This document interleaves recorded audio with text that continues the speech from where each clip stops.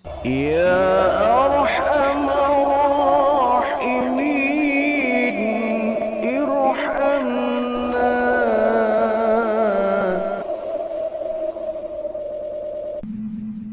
Di dalam kitab Nasaihul Ibad, Rasulullah Sallallahu Alaihi Wasallam bersabda bahwa malaikat Jibril alaihi salam memberikan 7 wasiat kepada baginda Rasul. Kita tahu bahwa baginda Rasul memiliki hubungan yang dekat dengan malaikat Jibril. Tidak jarang mereka berdua sering bercengkrama ya. Terkadang Rasulullah yang memberikan nasihat kepada malaikat Jibril, kadang malaikat Jibril memberikan nasihat kepada baginda Rasulullah. Sangat begitu dekat. Bahkan malaikat Jibril pun tidak jarang menawarkan bantuan saat baginda Rasulullah mendapatkan kesulitan, hambatan, dan tantangan dari orang-orang kafir. Intinya bahwa baginda Rasul merupakan sahabat sejati dari malaikat Jibril. Sampai dalam suatu riwayat Jibril memberikan 7 wasiat kepada baginda Rasulullah. Yang intinya juga tentu bukan hanya ditujukan kepada baginda Rasul semata. Tapi 7 wasiat ini juga berlaku untuk kita umatnya. Apa wasiat Jibril kepada baginda Rasul? Yang pertama kata baginda Rasul, mazala Jibrilu yusini bil jari hatta donangtu annahu yaj'aluhu warisan. Jibril berwasiat kepadaku agar aku berbuat baik kepada tetangga sampai aku mengira kalau tetangga itu akan menjadikan sebagai ahli waris. Jibril memberikan wasiat kepada baginda Rasul untuk senantiasa berbuat baik kepada tetangga. Sampai-sampai Rasulullah menyangka bahwa tetangga pun bisa menjadi ahli warisnya. Artinya apa? Ini juga merupakan nasihat untuk kita. Bahwa kita harus berbuat baik kepada tetangga. Nabi sampai-sampai mengira bahwa tetangga juga bisa mendapatkan waris dari kita. Saking kita diharuskannya berbuat baik kepada tetangga kita. Sampai Jibril sendiri yang langsung memberikan wasiat itu. Artinya betapa pentingnya kita berbuat baik kepada tetangga kita. Kenapa? Terkadang tetangga lebih dekat dengan kita hubungannya daripada saudara kandung. Kalau kita kemudian berkeluarga, bersaudara, kemudian memencar ya, ada yang tinggal di Jawa, ada yang tinggal di Kalimantan, Sumatera, dan lain sebagainya. Kita saling berpecah ya, masing-masing punya kehidupan sendiri-sendiri. Biasanya saudara itu lebih jauh daripada tetangga kita. Tetangga kita yang tidak hubungannya dengan saudara itu lebih dekat dari kita. Kalau kita sakit, yang langsung memberikan pertolongan kepada kita, tetangga kita, bukan saudara kita. Saudara kita terlalu jauh. Kalau kita mendapatkan hidup yang sulit ekonominya, pun tetangga yang banyak menolong kita. Ketika kita meninggal dunia pun yang langsung menangani kita tetangga kita. Saudara kita mungkin jauh, butuh waktu lama untuk sampai di tempat kita. Jadi kalau ada apa-apa yang terjadi dalam diri kita, tetanggalah yang pertama kali memberikan pertolongan kepada kita. Maka jangan sampai karena urusan politik, perbedaan pandangan, kita tidak akur dengan tetangga. Ini yang sering terjadi. Sudah biasanya ngobrol bersama, berbincang-bincang bersama, begitu ada pilu, begitu ada pilkada, pilpres, kita beda pilihan dengan tetangga, kita gayanya nggak mau kenal dengan tetangga. Perbedaan boleh dalam kehidupan kita, jangan sampai menyebabkan kita berpecah dengan tetangga kita. Mereka orang yang paling dekat dengan kita. mereka yang senantiasa kita minta pertolongan. Jadi jangan pernah kita kemudian memusuhi tetangga kita. Nah, ini sampai malaikat Jibril memberikan pesan, berwasiat kepada baginda Rasulullah agar kita bisa berbuat baik dengan tetangga kita. Bahkan kata baginda Rasul, nanti di hari kiamat ada dua golongan manusia yang tidak akan mendapatkan perlakuan baik dari Allah. Di hari kiamat ada dua golongan manusia yang tidak akan dipandang oleh Allah. Yang diantaranya adalah wajarusu. Jarusu, tetangga yang jahat dengan tetangganya. Biarpun dia orang yang ahli ibadah, biarpun dia ahli sholat, ahli tahajud, ahli berpuasa, ahli baca Quran, tetapi kalau dengan tetangga tidak baik, jahat, suka usil, suka mengganggu, ibadah kita akan sirna. Kata jangan lupa yang namanya hubungan itu ada hablum minallah, ada hablum minan nas. Kedua-duanya harus seimbang. Hubungan kita dengan Allah harus baik, dengan sesama pun harus baik. Tidak akan diterima hubungan kita dengan Allah jika hubungan kita dengan sesama kita kurang baik. Pun sebaliknya, tidak ada manfaatnya hubungan antar kita kalau hubungan kita dengan Allah kurang baik. Jadi hablum minallah, hablum minan nas, dua-duanya harus seiring dan sejalan. Kalau kita berbuat baik kepada Allah, juga harus kita berbuat baik kepada tetangga kita. Kalau kita berperilaku baik dengan tetangga, dengan Allah pun harus baik. Jangan sampai dengan tetangga baik, dengan sesama baik, tapi dengan Allah kita tidak dekat. Dengan tetangga kita suka berbuat baik, suka memberi, suka sedekah, suka berinfak, suka memberi pertolongan. Tapi dengan Allah kita nggak kenal. Nggak mau ibadah. Ini juga baiknya hanya di mata orang saja, tapi di mata Allah tidak baik. Jadi kalau kita baik di mata Allah, juga harus baik di mata tetangga kita, orang yang hidupnya bersama kita sehari-hari. Jadi baginda Rasul sampai diberikan wasiat kepada malaikat Jibril untuk senantiasa berbuat baik dengan tetangga. Wasiat yang kedua kata baginda Rasul, wa mazala yusini bin nisa'i. Jibril berwasiat kepadaku agar berbuat baik terhadap istriku. Hatta donangtu sayuharrimu talaqahunna. Sampai-sampai aku mengira bahwa Jibril akan mengharamkan untukku bercerai. Artinya bahwa istri adalah pendamping hidup kita. Tempat kita mencurahkan segala suka duka kita. Tempat kita berbagi cerita. Tempat kita mengeluh. Tempat kita mengungkapkan segala beban hidup kita. Istri kita. Dia adalah bagian hidup dari kita. Jika dia dipandang baik oleh orang lain, maka itu pun akan berdampak kepada kita.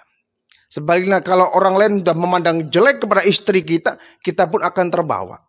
Karena istri kita adalah bagian dari hidup kita. Baik buruknya dia, kita akan terlibat. Kadang ada orang bilang, dia istrinya siapa sih? Kenapa? Masya Allah kalau jalan, pakaiannya menutup aurat, bicaranya halus, bicaranya sopan. Itu kan istrinya Pak Budi umpama. Pak Budi yang di rumah yang nggak tahu menahu ikut dapat nama baiknya.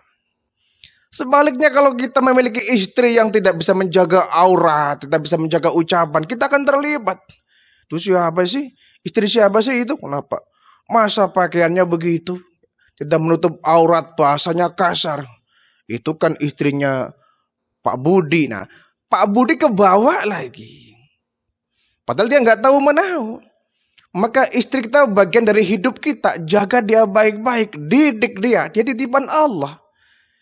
Yang titipan Allah bukan cuma anak kita. Istri pun titipan Allah. Saat kita berijab qabul di hadapan orang tuanya. Kita mengambil hak dia terhadap orang tuanya. Artinya hak orang tua sudah dilimpahkan kepada kita. Yang semula istri merupakan titipan dari orang tuanya. Sekarang menjadi titipan kita. titipan itu beralih kepada diri kita, maka jaga dia jangan sampai dia berbuat yang tidak baik. Kita dapat imbasnya. Dia berbuat dosa, kita dapat kecipratan dosanya. Dia berbuat baik, kita pun kecipratan baiknya. Istri ada bagian dari hidup kita. Nah ini kadang-kadang ya, ada suami istri yang tidak sejalan. Suaminya punya pandangan beda, istri punya pandangan beda, pecah. Ya. Istri kalau sudah nggak suka kepada suami itu biasanya cerita ke teman-temannya, ini nggak bagus. Ya. Jangan pernah ada seorang istri yang menceritakan keburukan suaminya kepada orang lain. Ini sudah perbuatan yang sangat durhaka itu. Kalau ia menceritakan kepada orang lain, kepada orang tuanya juga misalkan, ceritakan yang baik-baiknya, jangan yang buruk-buruknya. Yang buruknya itu simpan sebagai aib, jangan sampai keluar. Yang kita ceritakan keluar adalah perbuatan baiknya.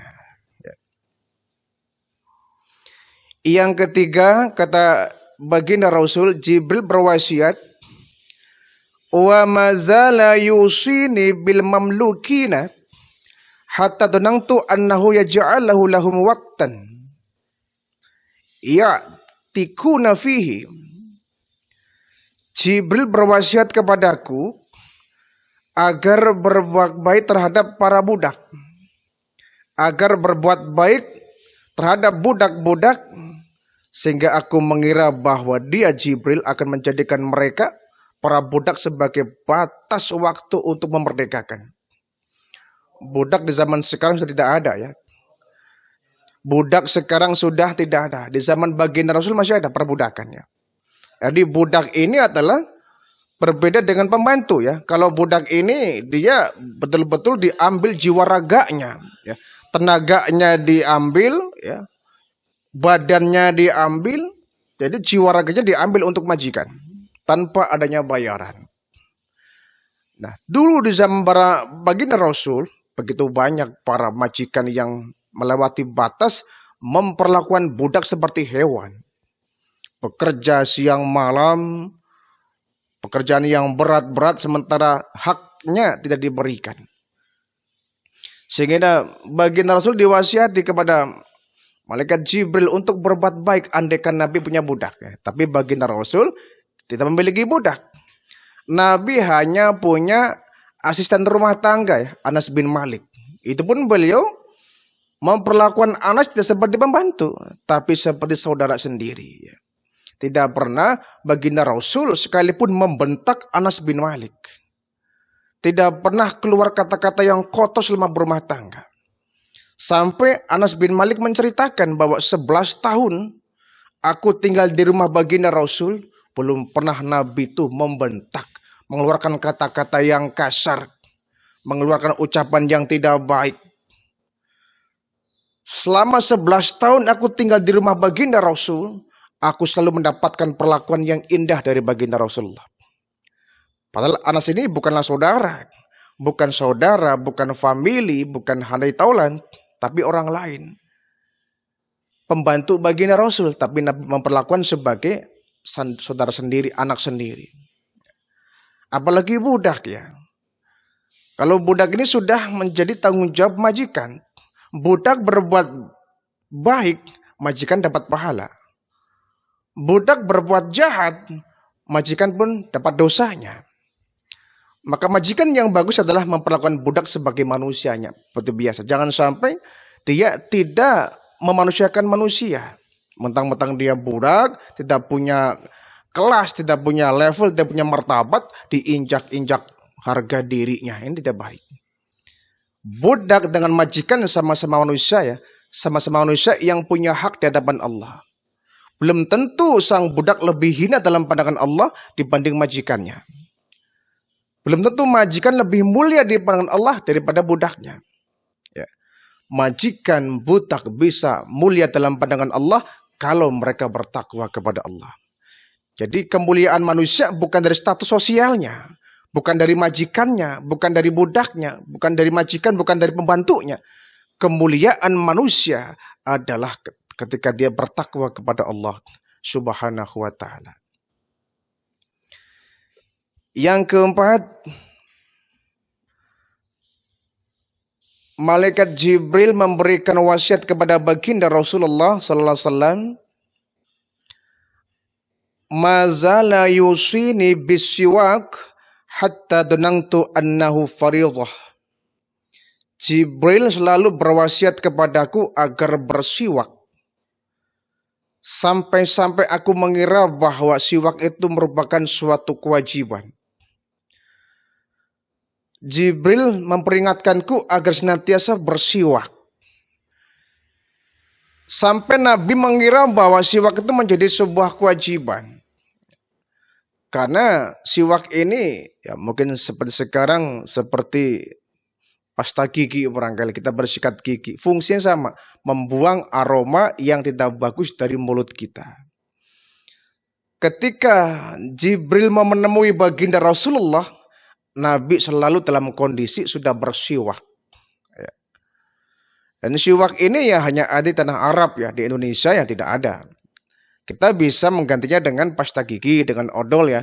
Kita bersikat gigi agar bau mulut kita yang tidak sedap bisa menghilang. Ya. Ini sangat diperhatikan, terutama ketika kita mau berjamaah. Ketika kita mau sholat berjamaah, jangan sampai kita mengeluarkan bau mulut yang tidak sedap. Lain soal kalau misalkan kita sendirian di rumah sholatnya. Tapi kalau berjamaah di masjid, kita sangat dianjurkan untuk bersikat gigi, untuk bersiwak. Agar mulut kita tidak mengeluarkan bau yang tidak sedap yang bisa mengganggu teman kita sebelah kanan sebelah kiri. Namanya orang berjamaah kan berdekatan. Ketika waladdallin, kemudian amin ya. Kita meneriakkan kalimat amin, itu kan pasti ada aroma yang keluar dari mulut kita. Nah sebaiknya kalau kita mau ke masjid, kalau kita habis makan yang berbau tajam, kita bersiwak atau bersikat gigi.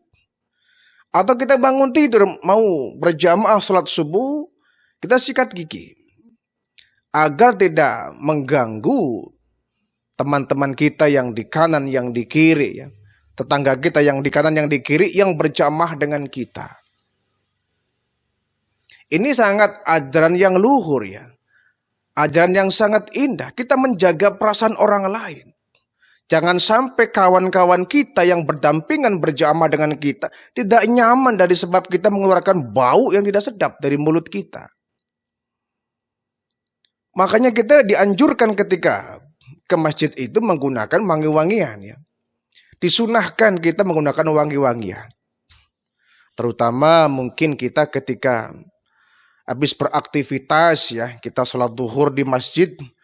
Kalau kita kira-kira bajunya bau kurang sedap, jangan dipakai berjamaah.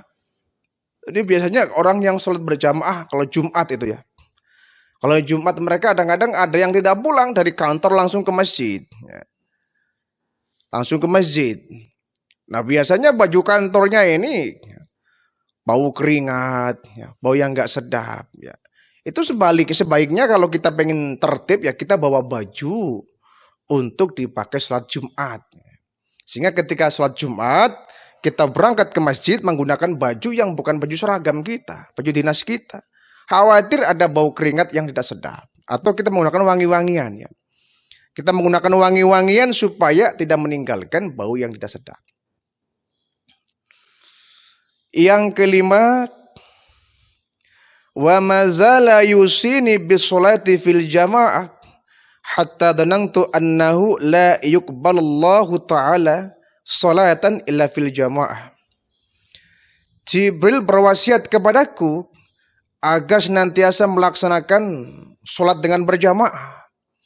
Sampai aku mengira bahwa Allah subhanahu wa ta'ala tidak akan menerima sholat kecuali berjamaah.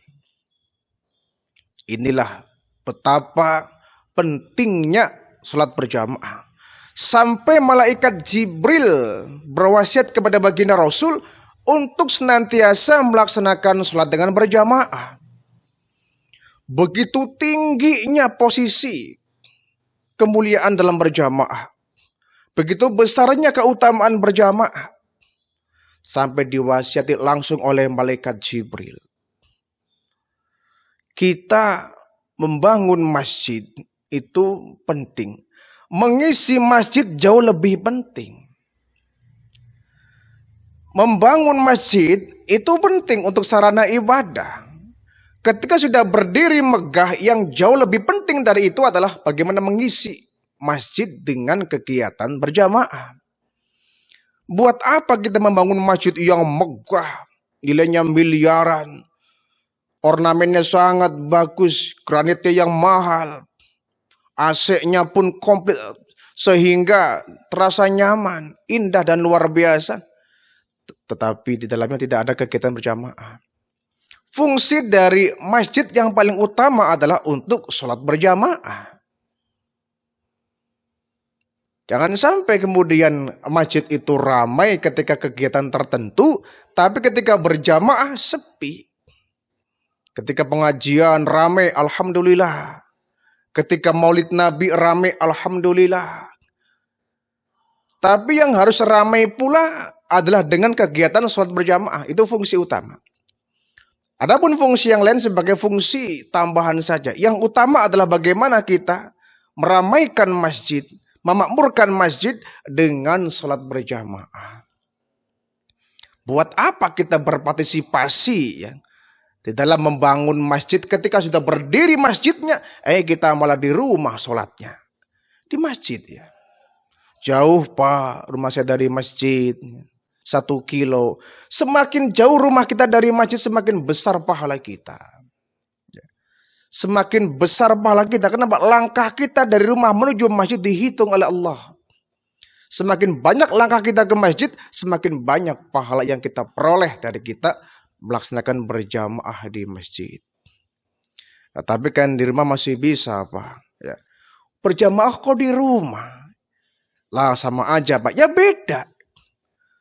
Sama dari mana rumah kita dengan masjid kok disamakan? Berjamaahnya kita di rumah dengan di masjid nilainya beda.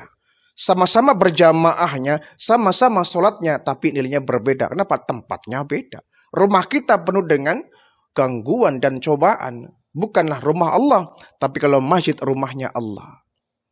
Baca Qur'annya kita di rumah dengan di masjid nilainya beda. Ya. Ayo kita ramaikan masjid dengan kegiatan sholat berjamaah. Yang keenam, wa mazala yusini bi qiyamil lail hatta dhanantu annahu la nauma bil laili. Jibril berwasiat kepadaku agar mengerjakan qiyamul lail ya, salat malam, sampai aku mengira bahwa tidak layak tidurku pada malam hari kecuali dengan qiyamul lail. Tahajud ya. Ya bebas ya, kalau qiyamul lail ini bebas, bisa diisi dengan tahajud, entah dengan sholat hajat, entah dengan sholat taubat, sholat tasbih, sholat witir. Yang jelas malam itu ada yang kita manfaatkan untuk berqiyamul lail. Qiyam itu artinya berdiri, lail itu adalah malam. Berdiri di waktu malam, maksudnya kita berdiri melaksanakan sholat.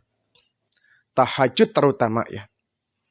Tahajud ini pahala yang sangat besar sekali. Kenapa?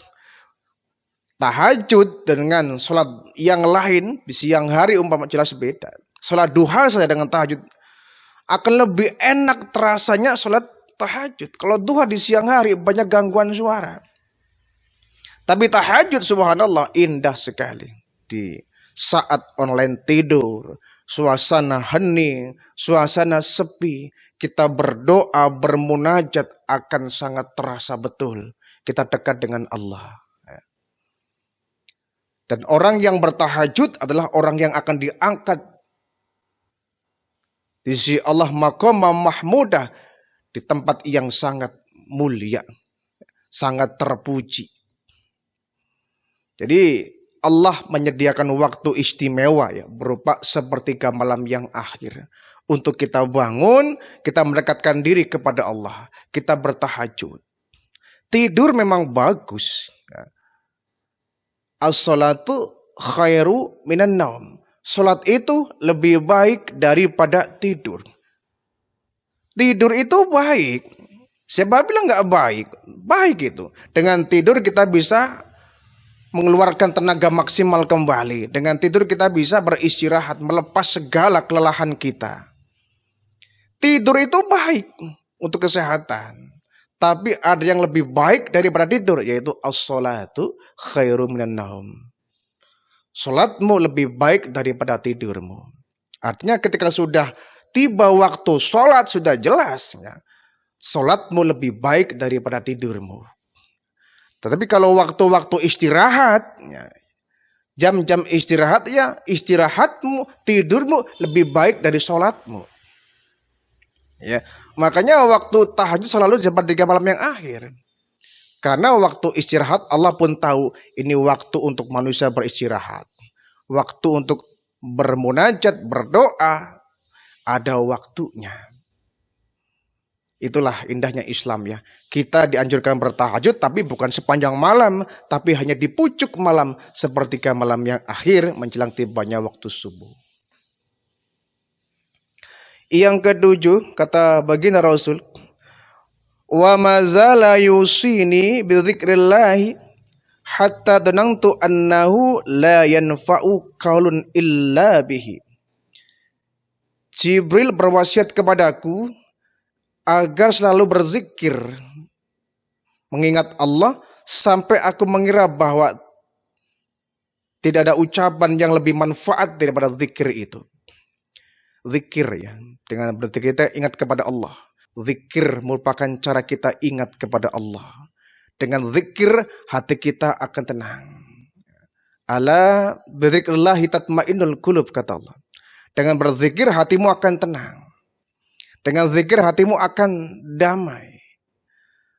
Kita terkadang mencari kedamaian dengan cara yang salah. Di tempat-tempat maksiat. Kita mencari ketenangan di tempat-tempat perjudian.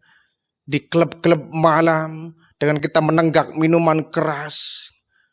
Dengan harapan mendapatkan ketenangan. Saat kita stres menghadapi pekerjaan. Saat kita depresi menghadapi ujian hidup, larinya malah ke tempat-tempat perjudian, tempat minuman keras. Itu tempat yang salah. Melarikan persoalan kita yang tepat adalah kepada Allah. Kenapa? Yang memberikan cobaan hidup ya Allah. Yang menguji kita adalah Allah. Yang memberikan masalah hidup ya Allah untuk menguji kita. Maka untuk minta ringannya kepada Allah, larinya kepada Allah, minta solusinya kepada Allah. Maka dengan berzikir kita akan mendapatkan ketenangan. Bidzikrillahi tatmainnul qulub. Dengan zikir kepada Allah hati kita akan merasa